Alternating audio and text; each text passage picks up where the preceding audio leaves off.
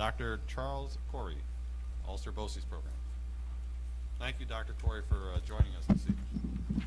Thank you. Thanks, as always. Thank you for inviting me, and pleased to introduce my Deputy Superintendent, Dr. Jonah Shankers, with me tonight, as well as my Assistant Superintendent for Administration, all of us, Allison Dodd. I go through so many people, it's so hard. You ever get those mind blanks all of a sudden? He figured you needed no introduction. So.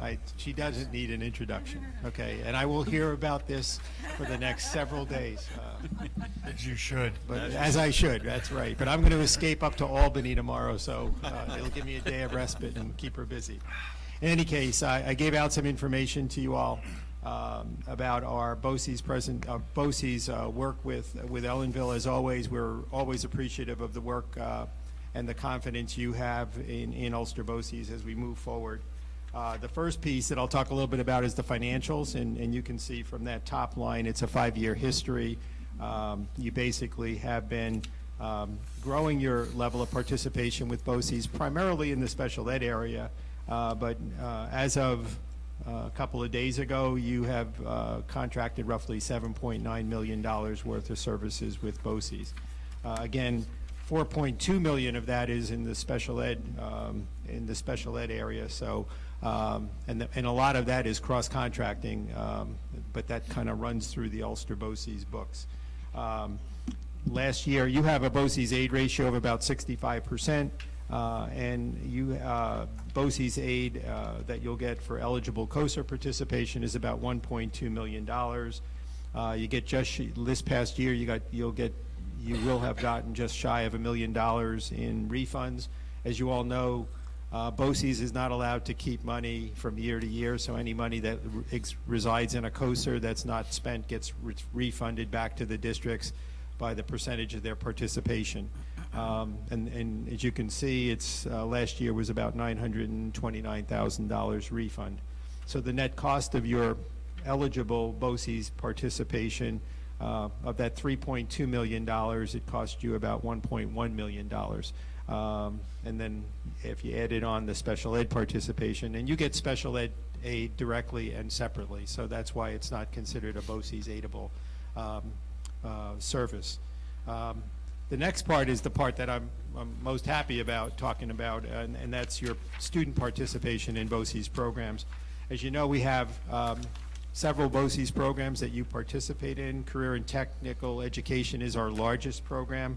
That's for grades 11 and 12, half-day program either in the AM or PM. Presently, you have 60 students out of our total of 833 participating in our CTE programs. I'm always thrilled with that number because for Ellenville students, it's a long ride to Port Ewan. And so to be able to commit to leaving your home high school, traveling between 45 minutes on a good day and an hour and 10 minutes on a bad day each way to take part in a 2.5-hour CTE program, I give those students a lot of credit. They're totally dedicated, and you know, we're thrilled that they are willing to participate in our programs. Largest participation is in our health occupation program, where you have 11 students, and then a smattering in all of our other programs. We have like an honors or a kind of a high-powered CTE, and that's our New Visions program. There again, it's a half day, but it's only grade 12. You have 5 students in that, 3 of them studying in the education program. These are usually wannabe teachers. So they're actually working part of their day in an elementary school up in Kingston under the supervision of a BOCES teacher. You have a student in New Visions Health, and a student in New Visions Audio and Music Engineering. So total, out of the potential of 903 students, you have about 68 students in all of our programs. Again, they all have to travel up to Port Ewan, and so again, we're very grateful for them. I'm going to skip ahead to our Phoenix Academy. That's our alternative high school program, and right now you have 5 students participating in that program, or 5 seats purchased in that program. I think you are working to fill all 5 of those seats. It's just an alternative pathway to earning a high school diploma, and for kids who, for a variety of reasons, were unsuccessful or struggling to be successful in their current high school placement. This is small group instruction, small class sizes, very personal attention to their progress, and we're happy with the direction of the program. We have a P-TECH program right now. You don't have any students participating in that P-TECH program. And again, we're going to be working with the administration at the high school to make sure that everybody knows about our CTE programs, our P-TECH programs, and a variety of other programs. I've been meeting with Mr. Bruce on a couple of occasions now. He's toured our programs, and we have some ideas about how to make sure that we're visible and known to Ellenville High School students. On the special ed programs, right now you have 10 students out of 139 in all of our programs, and I suspect when you look at the number and you say, well, we spend through Ulster BOCES $4.2 million in special ed, but we only have 10 students in our Ulster BOCES program, what that tells me is you have a lot of students cross-contracting, probably with OU BOCES. I'm going to ask Dr. Schenker to come up and talk a little bit about where we're moving our special ed programs, because we're concerned about the number of students from Ulster County who are going out of county, and we are in the process of building newer and more responsive programs in Ulster County, and he'll talk a little bit about that. Thank you. And thank you again for all your support for all of our programs. Happy to answer any questions about any of the student-based programs, but Dr. Corey charged me with last year analyzing the cross-contract data. And so we looked at the last 3 years. I had the opportunity to present to the business officials, PPS directors, the assistant soups, and not just looking at the numbers, but coming out to the districts, meeting with folks. Who are these students that are kind of crossing our Ulster County, our border and into the other schools? And so when we looked at the last 3 years, what emerged was, from the number side, last year about $7.1 million leaving Ulster County, tied to students, going to OU, Dutchess, etc. In that contract amount of $7 million, that doesn't include transportation, and that also doesn't include our the cross-contract administrative fee. When we begin to dig into who those students are, 4 or 5 distinct populations emerged, and this is a lot of information. I'll try to kind of just pare it down to give you the highlights. Elementary programming for students with autism and Asperger's, K through 5.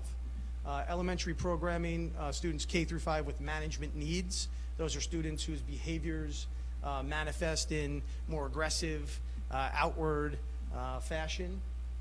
We had a number of students that are cross-contract out for K through 12, developmentally disabled, severely developmentally disabled. Those are often students who have one-to-one aides who have nursing credentials, very fragile emotionally and also physically. That's how their disabilities are presenting. And then a spectrum of students K-12, again with that management needs classification. But when we really look at management needs, there's a huge spectrum of behaviors. You have students who have management needs, issues with self-regulation, the ability to work in groups, who have low frequency violence or outburst, and you have students who are aggressive and have high frequency. Our county here in Ulster over the last 10 years has had the most difficulty programming for those who have more aggressive and violent behaviors. That is probably the single most difficult population to program for, regardless. When you look at those students and their records, those are students who are starting in Dutchess. They have a year there, half a year there. They're moving to Orange. They're moving to residential. And so, a very, very challenging group to program for. And so with this, our goal over the next year and 2 and 3 years, kind of looking down, is how do we begin to provide programming for those students and keep those students in Ulster County? Some of you may have had a chance to sit in on a CSE committee, but if not, the CSE's committee and their decision to send a student out of district is a very difficult one.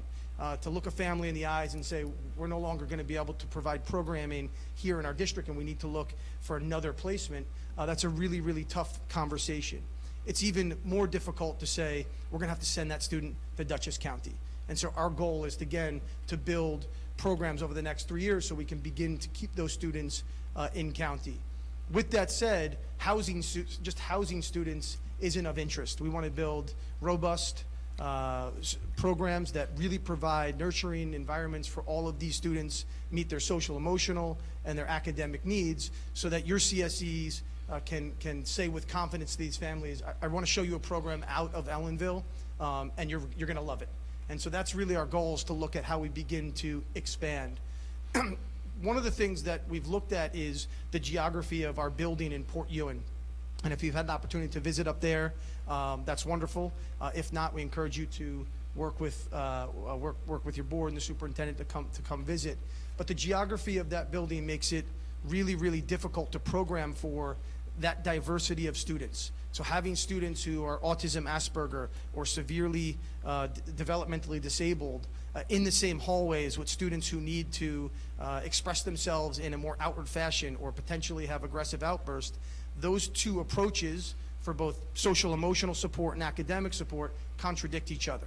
And so over the next 2 years, we're really going to be working towards creating 2 different distinct site-based centers, 2 homes for these students that come visit us each day, one with an approach that really caters towards students who are on the spectrum, autism and Asperger, severe, have high psychiatric needs, and one center that really focuses on a management needs approach, social emotional learning, trauma-informed care, and really looking, again, at providing the training and support so that we can have these 2 resources in the county.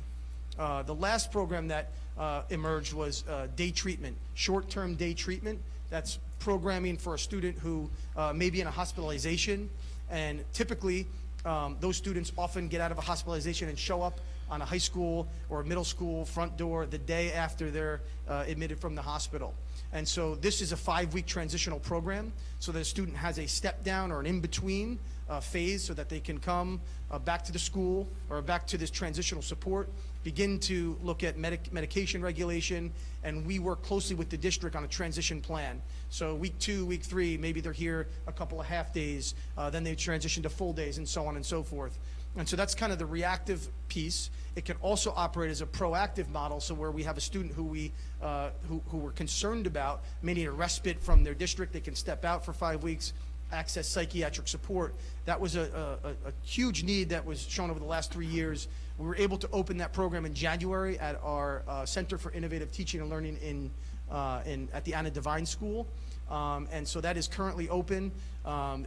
Each classroom can hold up to 8 students. We have one classroom that is at 6 with 2 on the waiting list, and we're ready to open another second one as those intakes come in. So we're really excited to be able to get that up and running, to be able to respond to the county's needs. We're super excited about the new leadership, both at special ed and at CTE, and we will continue to provide you updates. And if you ever want to come see the programs, Dr. Corey can work with Ms. Lisa Wiles and come up and take a visit. So thank you.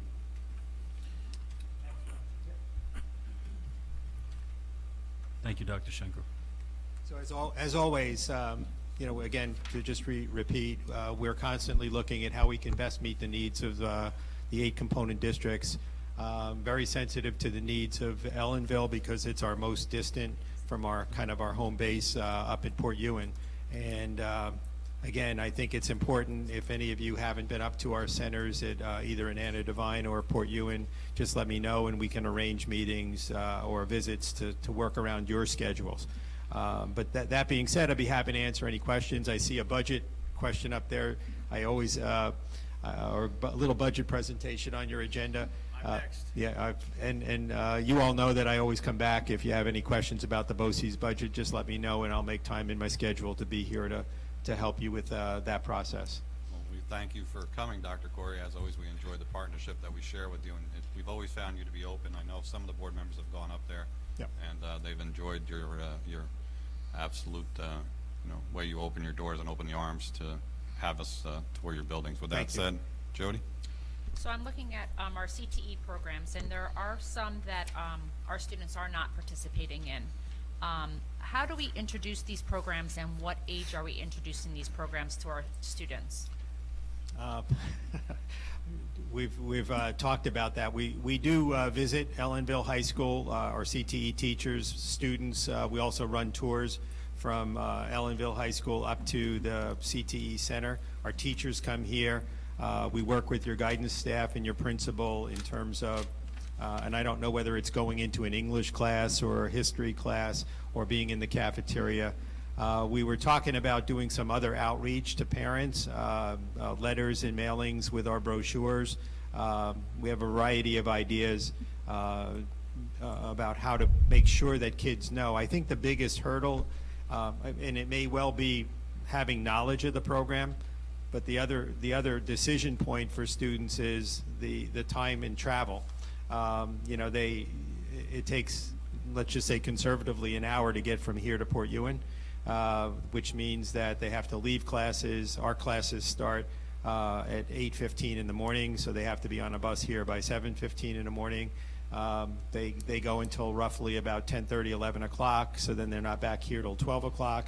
There's another group that leaves here probably 11 o'clock or even earlier, probably 10:30, okay, to get there at 11:30, to be there till 2:30, not getting back to school till 3:30. So that travel piece is a huge hurdle for, I'm sure, a lot of kids, because particularly if you're very engaged in your high school, you're a junior and senior, to say I want to leave my high school for that block of time, you have to be pretty passionate about the desire to study a particular field.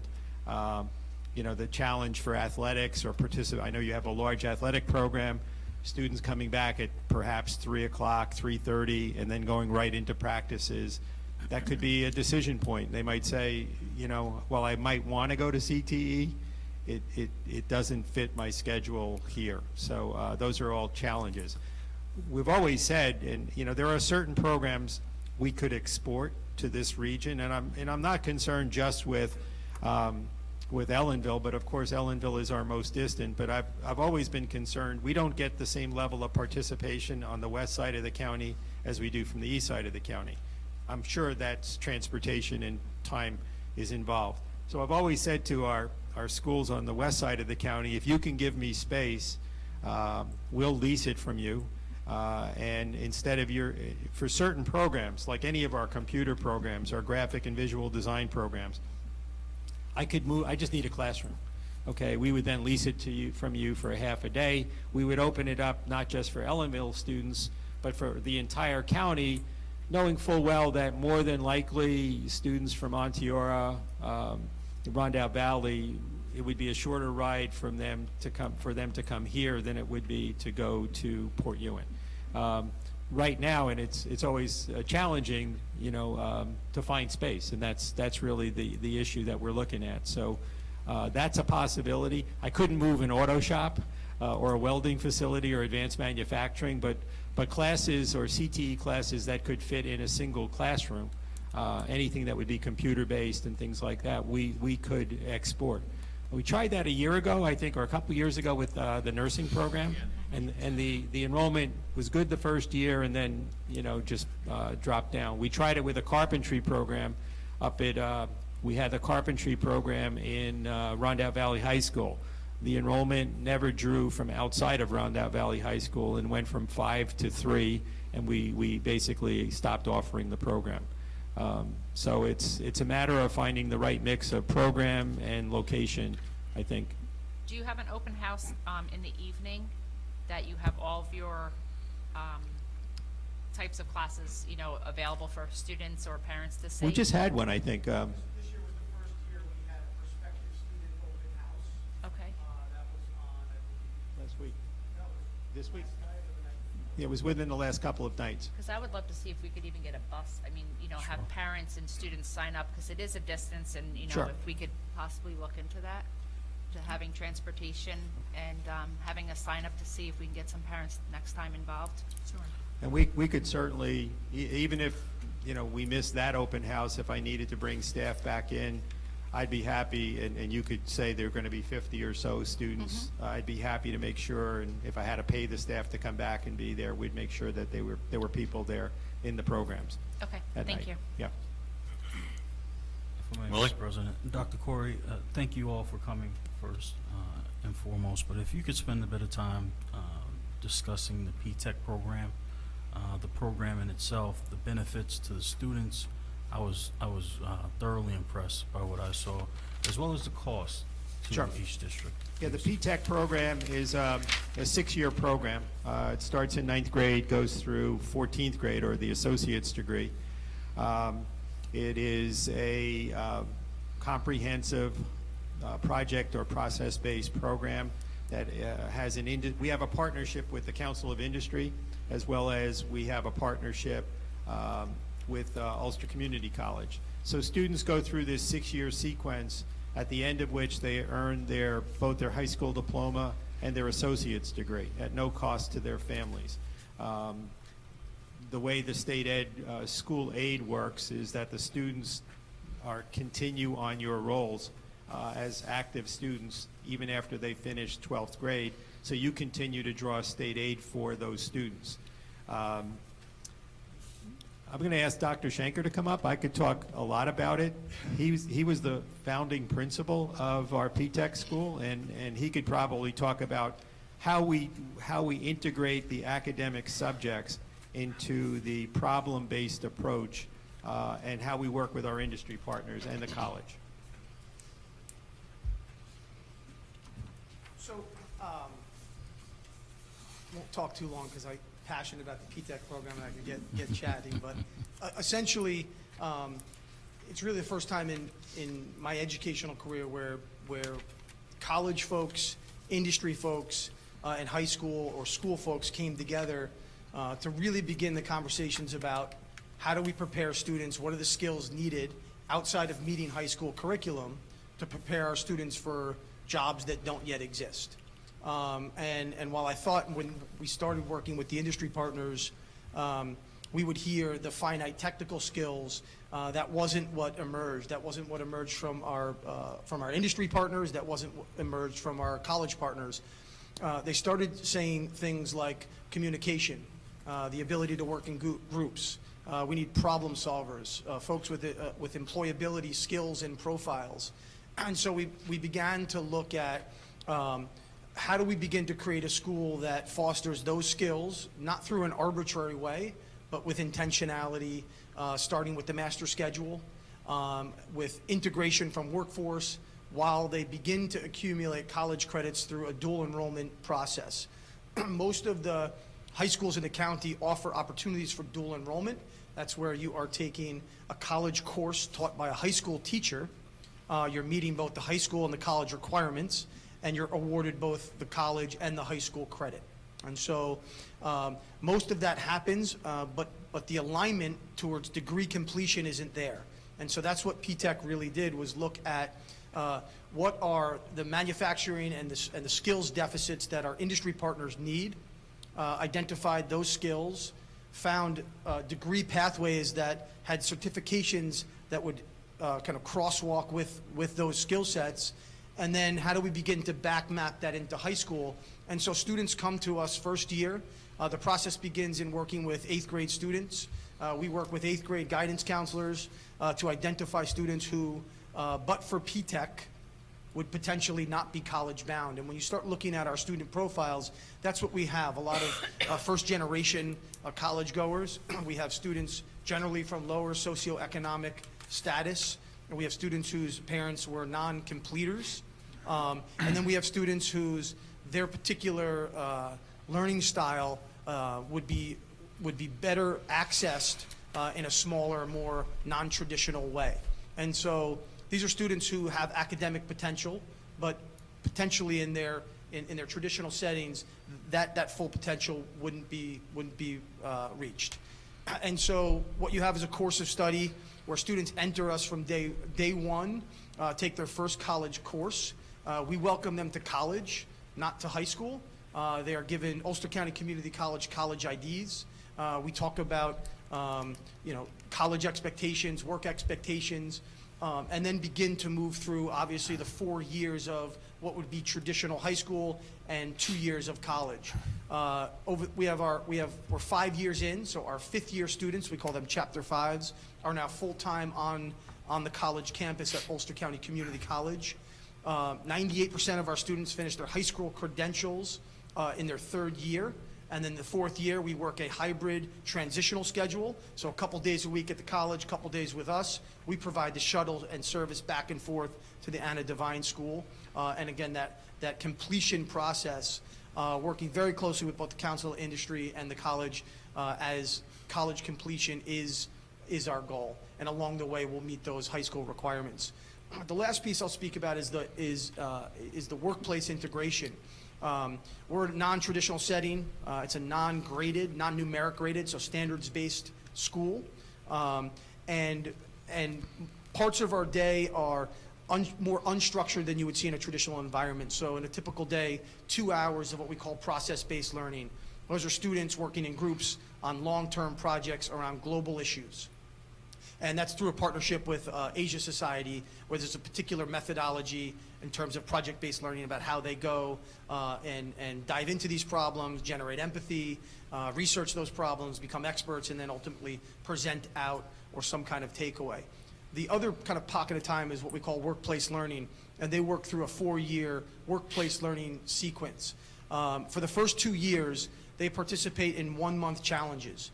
They'll average anywhere between 6 and 8 challenges per year, but the challenges look like an industry partner, Viking Industry in New Paltz, Salux Lighting in Highland. The industry partner will give us a real problem that exists within their industry. They'll come visit us at the school. They'll present to the students the problem, and then students will work a month on finding solutions to those problems through rapid prototyping and development, put together presentations, and at the culminating event every month, they travel out to the industry partner, they present those problems back to the CEOs or upper management, and we get kind of critical feedback as part of that reflective cycle. They'll do that over the first 2 years, anywhere between 12 and 14 of those presentations to 14 different industry partners. Year 3, they're working with the Council of Industry for their OSHA training, with SUNY New Paltz on problem solving and lean manufacturing, and then there's one other component, which is a leadership strand that they work on as well. And year 4, they embark on a hybrid internship where either 1 or 2 half days a week they're out at a job site for a paid internship, coupled with their coursework at SUNY Ulster. It's been tremendous success. The average attendance rate for the 8th graders who enter our school is about 76% in a cohort before they come to us. The average attendance rate in the school for the 4 years is 96%. So they're coming, they're engaged. The last kind of piece of data that I'll share with you is our entry into Comp 101, which is the test-in subject for Ulster County Community College, English 101. It's a 5-paragraph essay. The average entry or pass rate for the county for that particular exam is anywhere between 76 and 80%. We've got a 95% pass rate for that entry exam. That includes English language learners, some students with IEPs. So the data is great.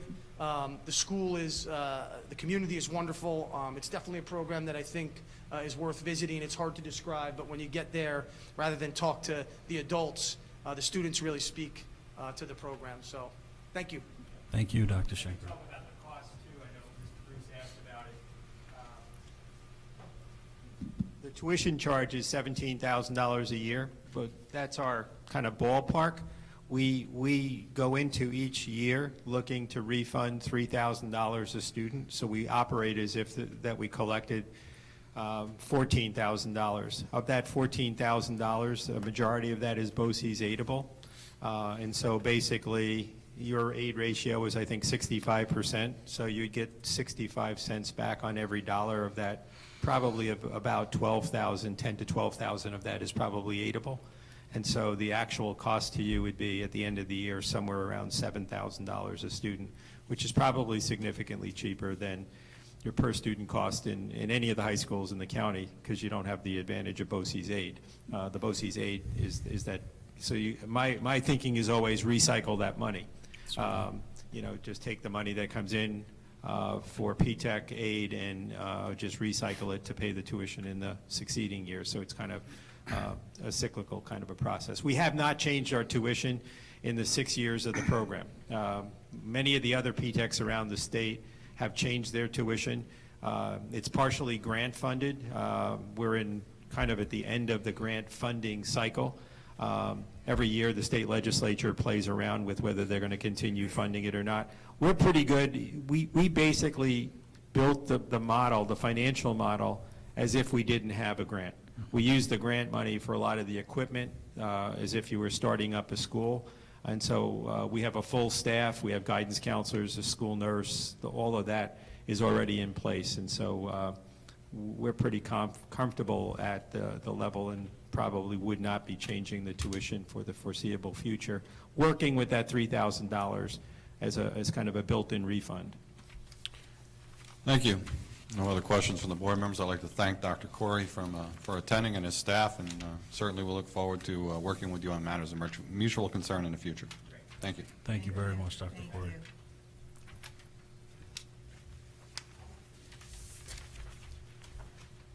Go on to budget presentations. Mr. Napoli, what do you have for us? Thank you. Tonight, we're going to have the second budget workshop.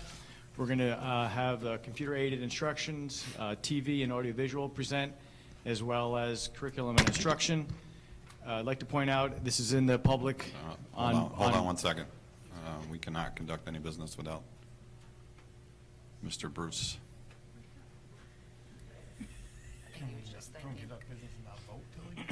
No. He's coming. He was just saying goodbye. Oh, too.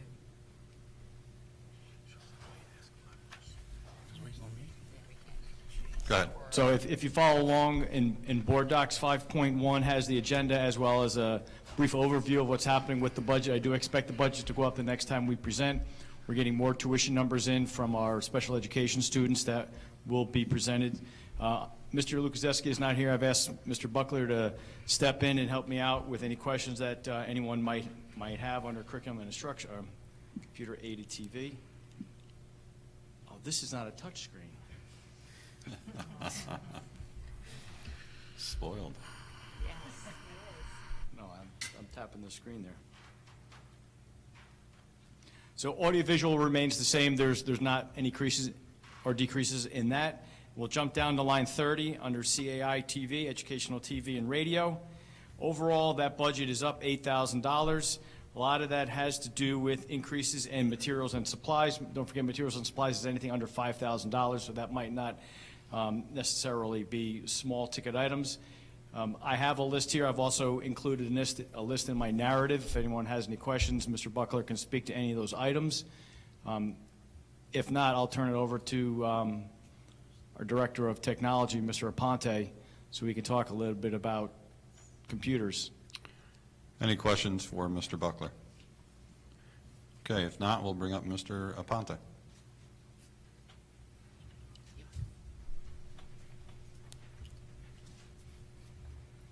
Nutrition, members of the board. This year, the technology budget is actually decreasing across the mostly across the board. We have a decrease in the amount of equipment that we'll be purchasing this year. This is due to the fact that we had excessive amounts of computer labs, 2 computer labs that needed to be replaced last year at the high school level. We have a decrease of almost 66.7% an increase rather, in almost 66.7% of $4,000 for our equipment and repair and rental for this year. That's for new projectors, document cameras, and replacement LaserJet printers for our aging LaserJet printers that we currently have deployed. We have an increase of 8.5% or $2,000 for our materials and supplies. This is an increase of toner consumption that we've had across the districts. And finally, we have an increase of 7.1% or $2,500 to our software. And this is for our yearly smart notebook license renewals. It's also for our new read and write text software that we have just purchased. And it's for additional seat licenses for the new technician to allow him access to the administrative software suites. Thank you. Moses, any question for Moses? If not, So, thank you. Yes, Oh, hold Mr. on. President, if I may. Mr. Aponte, good evening. Good evening. Looking at your reduction on line item 12, then how do we account for replacements of the Chromebooks and other type of, is it covered by warranty?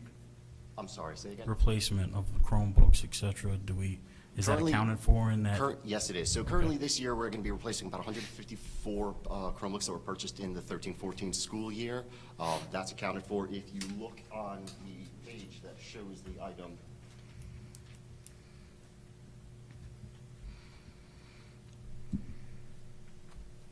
Six-year replacement plan? Under board docs, you have the 6-year replacement plan. Yeah. And that's where he maps out all the purchases this year, next year, and going forward. you may see some discrepancies versus what we purchased in 13-14 versus the amounts that we're replacing for this year. That's due to the fact that the model that we were following when they were purchased in 13-14 for things such as PCs, we were placing 2 student PCs in every single classroom. So now those totals are going to be decreasing as we replace those 2 student PCs with full classroom sets of Chromebooks. Mr. Aponte, what's the reason for this 6-year replacement plan? What is the reason? What's for the purpose of this report? So, many years ago, the board asked us to have a replacement cycle for equipment and technology. It was 5 years.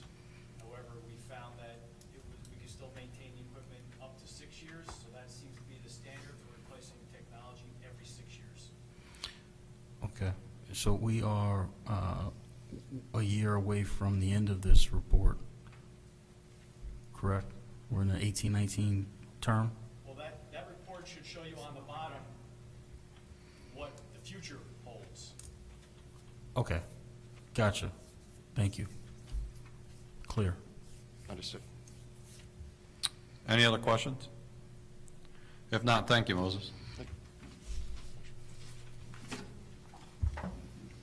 Angela? And up next, we have curriculum and instruction under 5.3.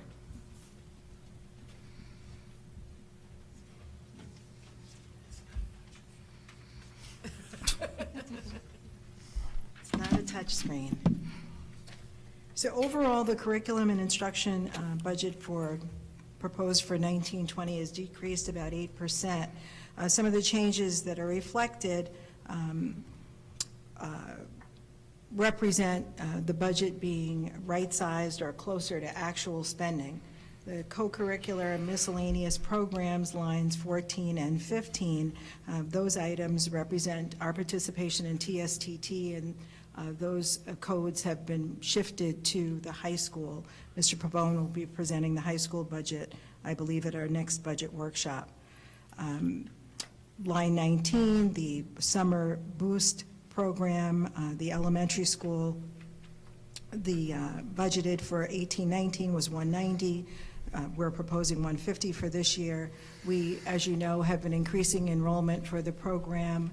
The expectation this year is that we will add additional students participating in the program, but the 150 budgeted will be more than adequate.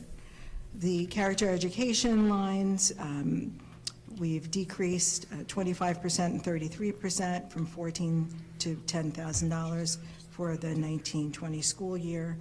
There's also a decrease in the cost for the mentor program, less $250. Next year, we will not have the same number of teachers that will require required mentors under the mentor-teacher plan. Are there any questions about any of the line items? Looks like a lot of zeros, so that's always good. Yeah, it is. Any questions for Ms. Urbina? If not, thank you. Thank you. So just to wrap this up, item number 5.4 is the public comment form. If anybody has any questions about any of the budget items that were presented tonight, they can fill that out, drop it off, email it in, mail it in, whatever they like.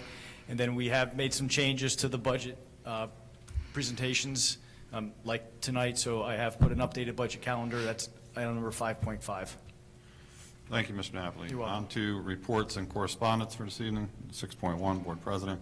Just want to let the public know and congratulate the boys' basketball team on their victory, and they're moving on to the sectionals here at home on Thursday. We realize that the form is going to be just a little bit smaller than the form they played at Ulster Community College, so we are going to be crowded. I've been informed that we are going to simulcast the event in the auditorium, so nobody will be turned away. If it gets to a point where it's overcrowded, we will direct you to the auditorium, where you will enjoy a nice seat and a nice view of the game on simulcast. Anybody else? Jody?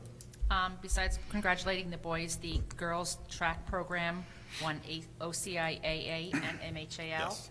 And also Jason Lonstein for winning sections in wrestling. Yes. Unfortunate season-ending injury that he suffered. That's too bad. Absolutely. John? Maybe we can make sure that the Times Herald Record has seats in the auditorium to watch the simulcast. Okay. That being said, we'll move on to the student representative for this evening. Okay, so I'm gonna go over the events that happened so far. So the pep rally took place on the 15th. Due to the sudden lockdown, some activities could not be continued, so there were no winners, so everyone's a winner. But Singing Valentine's took place on Valentine's Day, and the junior class sold roses, so they handed that out throughout the day. The play musical took place on the 8th and 9th. Sip and Paint at Gabby's took place on February 6th, hosted by the class of 2020. Heat versus Magic is coming up on March 8th. So for fundraisers right now, juniors are selling Gertrude Hawk, and the seniors, I believe, are selling Yankee Candles. For sports, you guys already went over that, so congratulations to the girls track who won sections and divisions. First time the girls indoor and outdoor track team has ever made it to sections.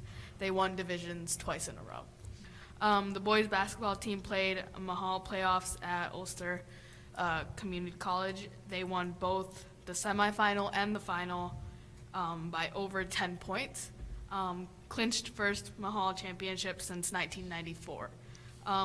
They start their quest for their first sectional title since 1990 on Thursday in a home semifinal game. So that's all I have for today. Thank you. Thank you. Informative. Thank you very much.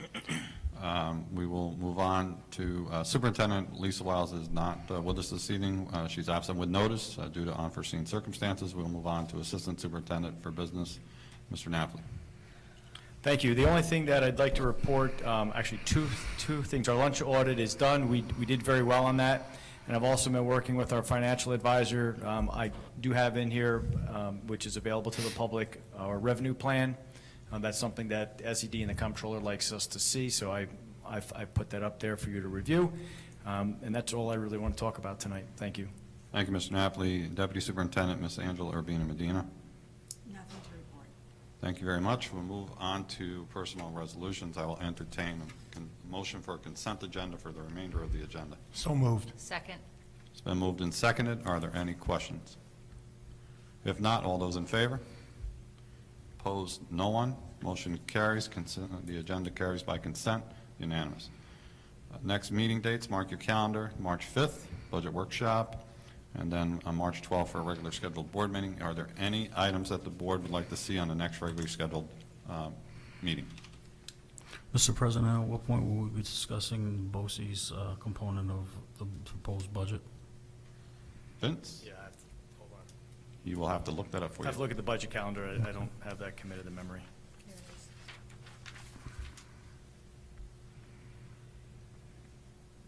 March 5th. March 5th at the The next next meeting. meeting. Yep. Okay. Are there any other areas any more board member has? Yes, Mr. President, I'd like to have an understanding of our past budgeted and actual costs as it relates to BOCES. Simply the number of seats that we've been purchasing over the last 3 years, and a projection as part of our budget, what those figures are. This is for Career and Tech? Correct, and BOCES. I don't know if you segregate the two. I do, and I Okay. don't know if it was in this report or the last board report, I actually provided a report for Career and Tech and how they calculate our attendance and the billing. It's based on a 3-year average, Correct. so I'm not, Could you I get don't them? remember seeing that report. Okay, Was yeah. it a report for the 3-year?